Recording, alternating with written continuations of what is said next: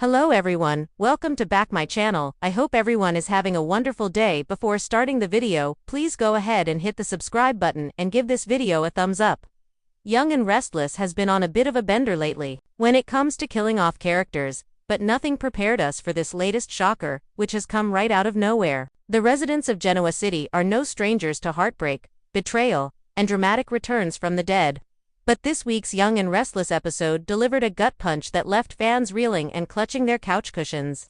In a twist no one saw coming, well, except maybe the show's writers rubbing their hands together in a dark candlelit room, another beloved and occasionally infuriating character met their end. The death wasn't just sudden, it was downright cinematic, and the ripple effects. They promised to shake the very foundations of the Abbott, Newman, and Chancellor empires. The calm before the storm. The week began like any other in Genoa City, with suspiciously glamorous brunches, corporate scheming over coffee, and a few whispered threats that somehow went completely unnoticed by the person standing 2 feet away. The character at the heart of it all, Jordan Sinclair, a charming fixer with a shadowy past, had been dancing dangerously close to the line between hero and villain for months. Jordan was never meant to stick around. Introduced as a temporary thorn in the side of the Newman family, she somehow morphed into a fan favorite thanks to her razor-sharp wit, smoldering stares, and a knack for delivering lines like "Trust me, darling, I know exactly where the bodies are buried, because I buried them." Still, her growing list of enemies was impossible to ignore. Victor Newman's subtle threats had grown less subtle. Phyllis Summers was openly plotting revenge after a failed alliance, and Chancellor had been digging into her past with the persistence of a bloodhound who just scented a filet mignon. A fatal gala. It all came to a head at the highly anticipated Genoa City Arts Foundation Gala, glittering event full of champagne, couture gowns, and enough tension to power the city's grid for a week. Everyone was there, which meant everyone was a suspect later. Jordan arrived fashionably late, wearing a floor-length silver gown that shimmered under the chandeliers. As she entered, the room seemed to pause, though that may have been because Devon Hamilton was giving a particularly pointed toast about integrity, while staring right at her by the night's end. The champagne glasses were empty, the string quartet had packed up, and Jordan lay lifeless in the grand staircase's shadow, a dark crimson stain blooming across the bodice of her dress. The aftermath, shock, suspicion, and denial. The morning after was pure Y&R chaos. Every coffee shop and boardroom conversation revolved around one question: who killed Jordan Sinclair? Victor Newman remained frustratingly calm, which only made everyone more suspicious. His statement to the police, "I have no reason to eliminate Jordan for now," was hardly the alibi of an innocent man. Phyllis Summers was spotted burning papers in her fireplace at 3 a.m. when asked. She claimed she was just Marie Kondoing her filing cabinet. No one bought it. Ashley Abbott openly admitted she'd argued with Jordan minutes before the murder, but insisted it was about donor allocations, not anything deadly. Adam Newman was nowhere to be found the night of the gala. Some fans are convinced that's just lazy misdirection. Even the usually unflappable Nikki Newman was visibly rattled, clutching her glass of club soda like it might shatter in her hands.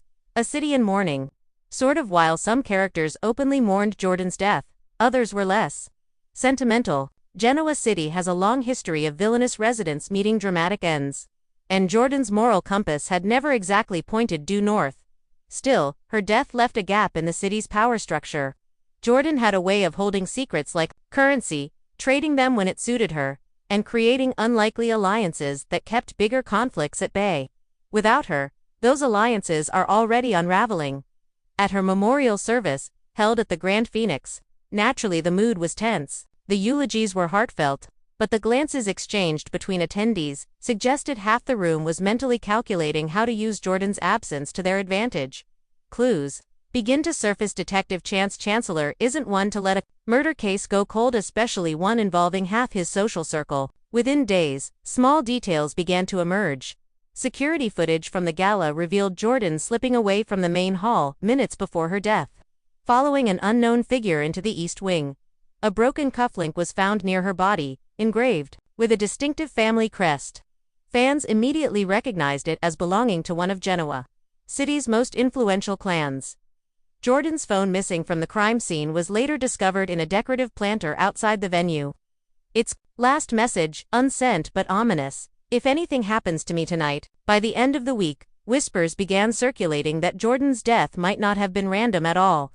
In fact, some believe she was silenced before she could expose a scandal that would rock Genoa City to its core.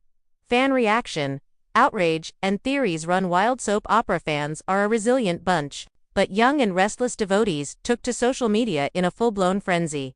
Some accused the writers of death fatigue, pointing out that this marks the third major character exit in less than 6 months. Others praised the move, calling it a bold narrative reset that could set up new feuds and unexpected alliances. And of course, a large contingent is convinced Jordan isn't dead at all, but rather faking her demise to lure her enemies into the open. One particularly popular theory, that Jordan's murder was staged by none other than Victor himself, not to eliminate her, but to protect her from a far more dangerous threat. What this means for Genoa City: Jordan's death, or supposed death, has thrown the city into disarray. Corporate deals are hanging by a thread. Romantic entanglements are under strain, and old grudges are resurfacing faster than you can say Newman Enterprises' hostile takeover. Here's how the major players are being impacted. Victor and Nikki Newman. If Victor is involved, Nikki's bound to find out, and history suggests that never ends well. The Abbott family, with their name tied to the broken couple link, they're already in damage control mode. Expect Jack to go full protective patriarch, while Ashley doubles down on secrecy. Phyllis Summers. She's got the most to gain from Jordan's absence, which might just make her the #1 suspect. Chancellor, determined to crack the case, but will his loyalty to certain suspects cloud his judgment? The writer's perspective in a rare behind-the-scenes interview. An anonymous Y&R writer teased that Jordan's exit was carefully planned and would have far-reaching consequences. Jordan was like a match tossed into dry brush, the writer said. She ignited storylines wherever she went. Removing her isn't the end, it's the start of an even bigger blaze. They also hinted that the truth about her death will change the way viewers see at least 2 major characters forever. The cliffhanger ending Friday's episode left viewers with a jaw-dropper. As the camera panned over Jordan's closed casket at the cemetery, a gloved hand was seen placing a single white rose on top. The camera lingered just long enough for the audience to notice the engraved family crest on the ring, the same crest as the broken cufflink found at the scene. The screen faded to black before the hand's owner was revealed, but the message was clear. Jordan's story isn't over. Why? This death matters. Soap deaths are tricky business. They can revitalize a show or alienate viewers, depending on execution and whether the character actually stays dead. In this case, Jordan's departure, real or staged, has injected a burst of adrenaline into the narrative. It's given dormant storylines a fresh spark, forced characters into unexpected corners, and set the stage for a classic Y&R whodunit. Whether fans are mourning or cheering, they're talking, theorizing, and tuning in. And in the unpredictable world of daytime TV, that's the ultimate goal. The final word. For new in Genoa City, nothing stays buried forever, not secrets, not grudges, and certainly not bodies.